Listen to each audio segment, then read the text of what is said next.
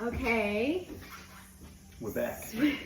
So we are doing, on Tom's suggestion actually, a fish stock and how to make it, because we had a snapper and we used the fillets, and then waste not want not, we are going to show you how to just, if you catch a fish or you're given a fish or you buy a whole fish, which is a much more sustainable way of eating fish, you can put it in a pot like this and make a beautiful fish stock. It doesn't take very long, not nearly as long as beef and chicken, and then you've got a beautiful flavorful base for a bunch of different things.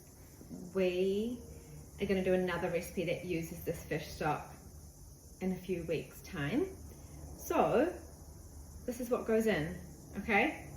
We've got Tom, you can pull it up.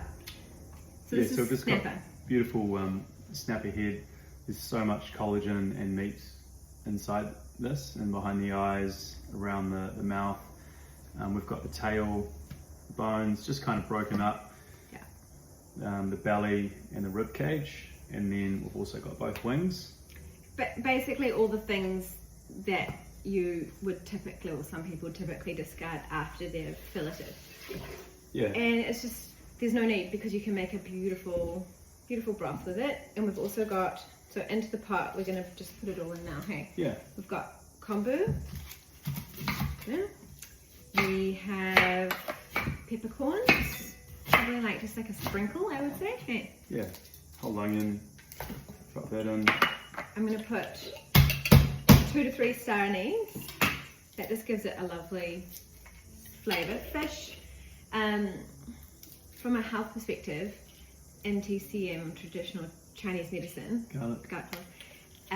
fish is cooling, and it's very, very supportive if you have been moving through a period of deep fatigue, if you've been through childbirth or surgery or any type of chronic illness. Fish broth is incredible for nurturing yourself in that time, and it's also quite cooling, so we're putting spices in like star anise and peppercorns to help balance out the cooling dampness of the fish, and ginger, to make sure that the flavors and the health benefits are balanced in the broth. Yeah. Oh, did you want to put parsley in? Yeah. Okay, just like, should we just tear it maybe? Yeah. I don't think you need to get fussy with broth. There's no chopping apart from the onion necessary. And we're putting all the skin as well from the onion in. Yeah. Postpartum, it was one dish I used to do so quite a lot, was snapper head congee. Yeah.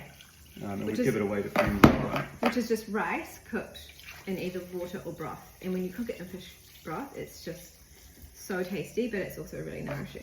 Water-wise, I've got that kind of like just up to the top level of the head, so you don't really want to put too much water in, because we want to get all the beautiful nutrients out. So out. it's like, it's just covering, but then look at this. There's like leaves that aren't covered, right? Does that make sense? Medium-sized snapper. So barely cover it. And then for probably 2 litres of water, we're going to add in maybe like 2 tablespoons of apple cider vinegar. And what does that do? What the cider vinegar does is it sort of like, it pulls the minerals and the collagen out of the head. Essentially breaks it down and puts it into the sauce. It breaks it down.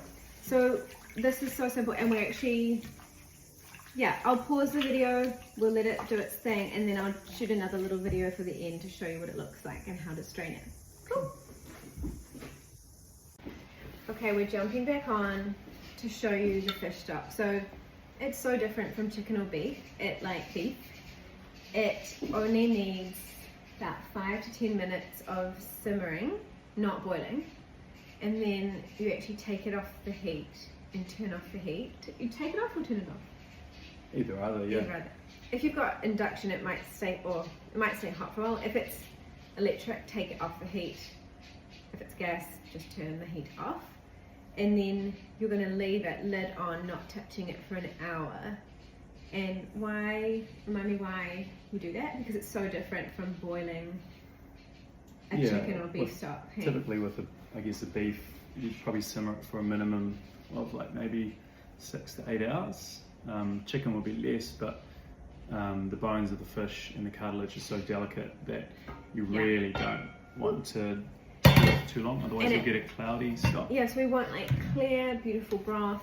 We don't want it to look like a cloudy, dirty water. Let's have a look. So normally we're just going to pour a little bit into this jug to show you. Normally we'd sieve the whole thing, yeah? Yeah, you can see it's super clear. That's so nice. It's such a nice colour. It's quite a gentle broth. It's not super strong like beef broth. It doesn't obviously. smell fishy at all. It smells quite fragrant. You can It's smell okay. the star anise, Yeah. celery. There is a little fishy smell, but it's more blended with the celery and the anise. Yeah, So and when that nice. sets, when you pop it in the fridge, that'll set almost like jelly, which Yeah. is a really good sign because that means that there's heaps of Collagen. beautiful collagen in there. Yeah. Okay, so we obviously just ladled that for you, but you're going to sieve the whole thing. You might, for safety, if it's hot, you might want to remove the fish head and all the chunky bits before you pour into a sieve so it doesn't like splash out in front of you. And another really cool thing, what you can do with the head is you can actually take it out at this point, if you'd like. And there's so much meat around that cheek muscle, like you can just pop that cheek off, and then inside there You is can eat this this bit. delicious fish meat. And I mean, you could just make that broth now with some. Yeah, Something this yum. could be easily used right now with some like diced carrot, fresh herbs like some chopped parsley. You could poach some fish in it. I'm sure I could think of other things, but you get the gist. Yeah? Okay, that's the finished product. Bye.